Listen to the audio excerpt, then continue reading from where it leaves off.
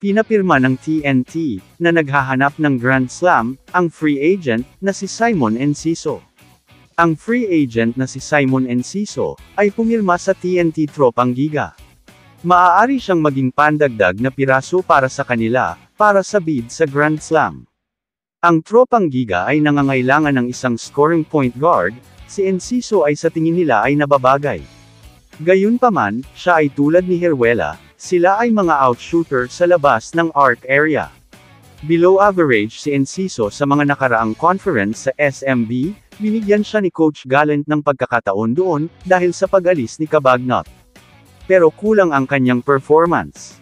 Ang TNT ay dapat magpatuloy sa paghahanap, o pangangalakal para sa ibang manlalaro na maaaring magbigay sa kanila, ng kalamangan dahil ang pagpirmang ito, ay hindi nito mapupunan ang iniwan ni Jason Castro.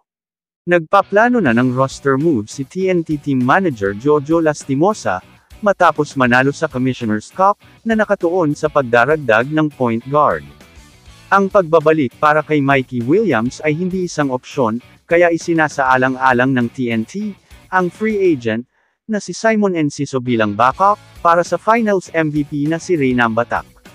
Si Enciso, isang veterano na may karanasan sa championship, ay nakakakuha ng interes mula sa maraming koponan. Nakagawa na si Lastimosa ng matitinding desisyon sa ngayon, at layunin ng TNT na palakasin ang lineup nito para sa isang Grand Slam bid. At muling pagbabalik ni Enciso, para sa TNT Tropang 5G.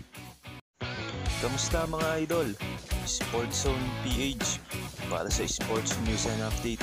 Kung bago ka pa lamang dito sa channel ko, pindutin mo na ang subscribe button at notification bell para lagi kang update sa mga sports news.